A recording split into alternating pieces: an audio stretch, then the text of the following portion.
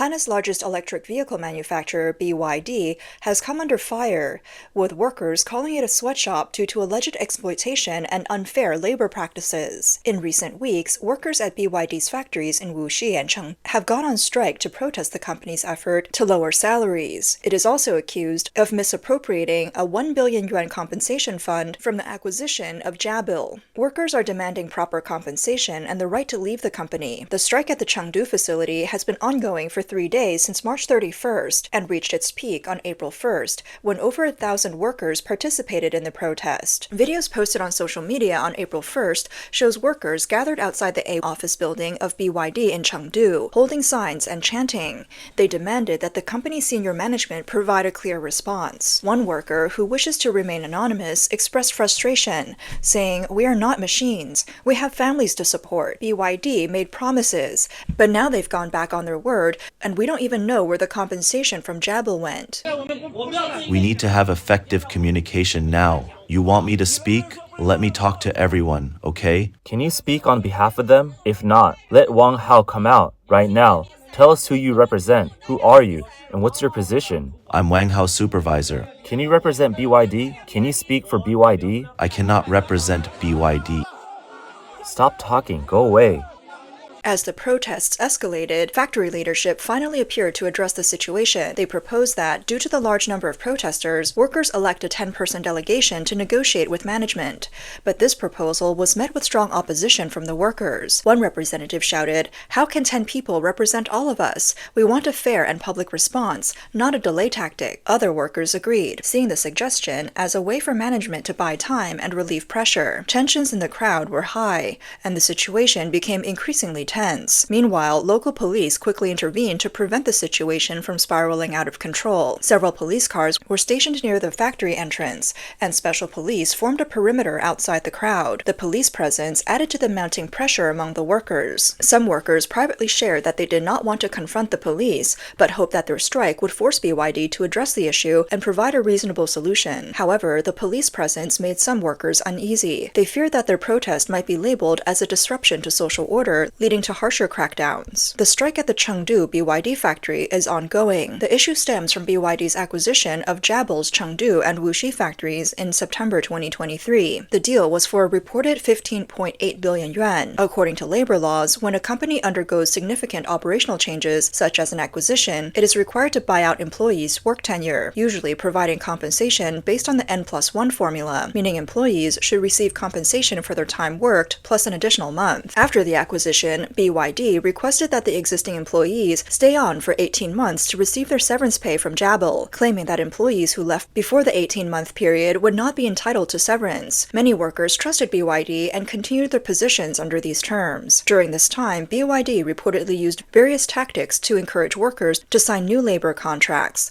disqualifying them from receiving severance pay. Meanwhile, due to pressure from the European Union, BYD was forced to implement an 8-hour workday, but without changing the base salary, resulting in a significant reduction in earnings for most employees. When the 18-month term came to an end, many workers hoped to receive their severance from Jabil and leave the company. Workers involved in the protests have revealed that Jabil had set aside about $180 million for employee relocation after the acquisition, but the whereabouts of these funds remain unclear. Workers suspect that BYD has misappropriated the money. This lack of transparency has further fueled the frustration of employees, many of whom had already lost trust in the company. On top of that, rumors suggest that BYD plans to resell the factory to Luxshare Precision, with the condition that the current workers are not retained. This has kept the strike going. As of now, BYD has not commented on the protests. Several strike protests across China have recently been suppressed, with labor NGOs absent. This has led to further collaboration between the Chinese government and in suppressing workers' rights. In addition to the Chengdu factory, BYD's factory in Wuxi, Jiangsu,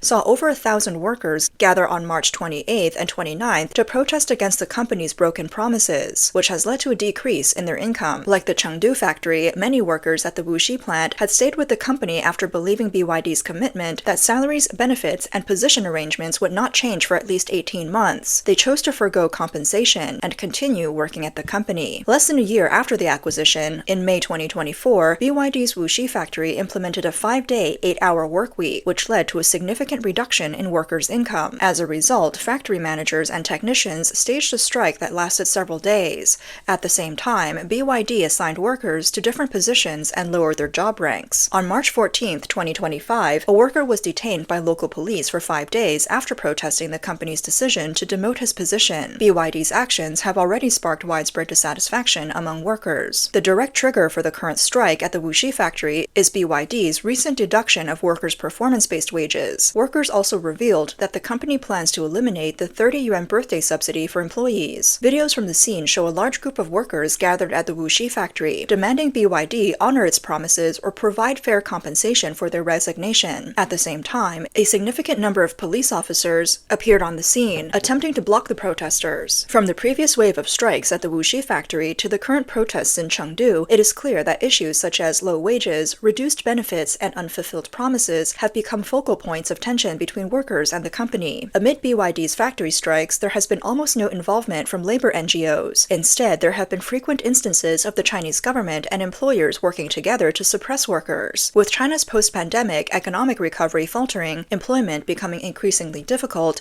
and social tensions rising rapidly, it is expected that the Chinese government will take strong measures to suppress any potential waves of worker protests. In addition to strikes in China, BYD's overseas factories have also been embroiled in scandals. Some Chinese companies, once hailed as national champions, have shown a different side when operating outside of China. In December 2024, Brazil's Ministry of Labor revealed that 163 Chinese workers at BYD's factory in Bahia State were subjected to slave-like labor, including forced labor, excessive working hours, poor working and living conditions, and restrictions on workers' freedoms. An investigation by Brazilian authorities found that in the workers' dormitories provided by BYD's contractor, the Goldsmith Group, there were no mattresses on the beds, and only a few toilets were available, with unhygienic conditions. The temperature in the dormitories exceeded 30 degrees Celsius, and workers' food was not stored in refrigerators. These workers had been recruited by another company in China and were sent to Brazil periodically. They worked long hours, exceeding Brazilian labor laws, and sometimes worked 7 days a week. The statement said that living conditions were degrading, and other labor law violations were also found at the construction site. Brazilian labor prosecutors also accused the company of confiscating workers' passports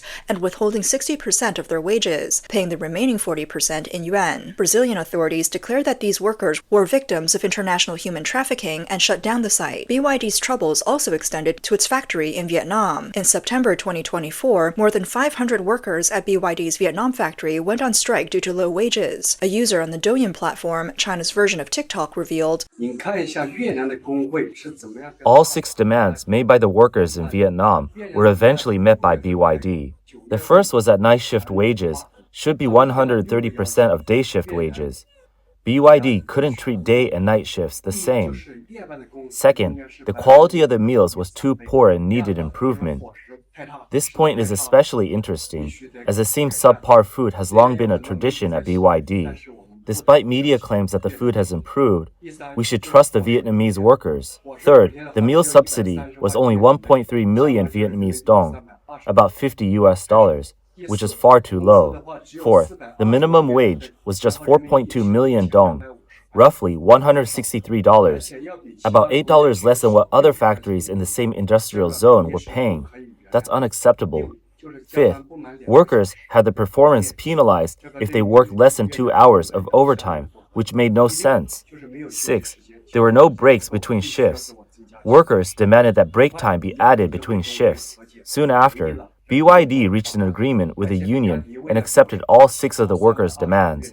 To show goodwill, BYD raised the minimum wage from 4.2 million dong to 4.8 million dong, around $186, and added an extra month's pay for the year. In response, the labor union of Phu Tho province in Vietnam intervened in the negotiations, and ultimately BYD made concessions. They introduced 8 key commitments, including increasing the base salary, establishing break times between shifts, and raising night shift wages. Chinese online comments point out the apparent incompetence of BYD's senior management. Some claim the company's mismanagement is embarrassing, especially since it only seems to mistreat Chinese workers. BYD applied the same management practices from China to its Vietnam factory, but this led to strong resistance from Vietnamese workers. It became clear that not all workers are as compliant as those from China, who often endure difficult work conditions without protest. At BYD's factory in Xi'an, a 36-year-old worker tragically passed away in his rented room after working 12-hour days for 26 consecutive days. BYD compensated the family with 200,000 yuan. This highlights the situation faced by Chinese workers, who are often seen as the most hardworking and compliant in the world. Chinese workers have long endured high-intensity, low-reward labor, which the Chinese government considers a selling point. It requires Chinese workers to sacrifice their health, leisure time, and well-being to contribute to production, all for relatively low wages. This profit-over-human-rights approach harms workers' interests and damages the reputation of the company, especially after BYD's acquisition of Jabil. The alleged unclear handling of compensation funds would further prove the lack of transparency and accountability. Some Chinese media outlets have recently reported that as competition in China's electric vehicle market heats up, BYD has shifted focus toward advanced intelligent driving technology and merged its software product lines. The company has started laying off its entire mid- and low-level intelligent driving teams, keeping only the team for high-end intelligent driving development. Around 400 employees were laid off, which is a 30% reduction. Insiders say BYD's mid- and low-level intelligent driving teams were costly to maintain, and it is more cost-effective to purchase intelligent driving solutions from suppliers, as a full set of intelligent driving systems can be purchased for just a few thousand yuan. The new competitive battleground for intelligent driving has shifted to high-end systems, and lower levels no longer need such high investment. Many workers express concerns over the competitive pressure in the automotive industry. They note that companies were quickly cutting costs by optimizing their workforce. On the Zhihu platform, BYD has been labeled as one of the most stingy companies. One employee revealed that BYD has high work pressure, frequent overtime, and poor working conditions. Longtime employees are unwilling to train new employees, and the system is chaotic, with various deductions from wages. Workers said that money is deducted for no clear reason, and many have had their pay reduced without notice, despite already low wages. Another BYD employee posted about the difficulty of working there, mentioning that wages were low and there was little work to do. Since March, during the off-season, workers had weekdays off every week, and shifts ended early on Fridays. Without overtime or extra shifts, employees could only earn a base salary of 2,410 yuan, but after deductions for social security and housing funds and living expenses, only 950 yuan remained, which was barely enough to cover living costs. As a leading company in China's electric vehicle industry, BYD's rapid expansion and global strategy have attracted significant attention. Over the years, the Chinese government has considered the development of electric vehicles as a key part of its manufacturing upgrade strategy, providing substantial subsidies and other support for the industry. However, such unfair industrial policies have sparked strong backlash internationally. The US, the EU, Canada, Turkey, and other countries have started to impose high tariffs on Chinese electric vehicles as a form of resistance. On March 21st, the Financial Times reported that the European Union is investigating whether China provided unfair subsidies to BYD for its electric vehicle factory in Hungary. The investigation is still in its early stages and is expected to further escalate trade tensions between China and the EU. Sources suggest that if Brussels finds that BYD has benefited from unfair government subsidies, the company could be required to sell off assets, cut production capacity, refund subsidies, and even face fines for non-compliance. BYD has claimed that its investment in Szeged, southern Hungary, will amount to 4 billion euros and create up to 10,000 jobs. However, EU officials have pointed out that the factory is mainly built with Chinese labor, and many of the parts, including batteries, are imported, offering limited economic value to the EU. Sabine Weyland, Director General of the EU's Directorate General for Trade, stated in February that Chinese companies must comply with European rules to ensure fair competition. She emphasized that the EU does not merely want assembly plants with no added value or technology transfer, adding that the EU has mechanisms to ensure this. Previously, an EU trade investigation found that BYD had received subsidies and imposed a 17% tariff on the company. Overseas scandals and the EU investigation show that its global expansion is not without challenges. While its low-cost competitive advantage helped BYD rise, accusations of slave labor have tarnished its reputation. In contrast, Vietnamese workers have been more active in defending their rights, forcing BYD to make concessions. The frequent strikes in China are not just a crisis for BYD, they reflect broader challenges in the transformation of China's manufacturing industry. If companies continue to ignore workers' welfare and exploit them, they will lose public support and struggle to compete globally.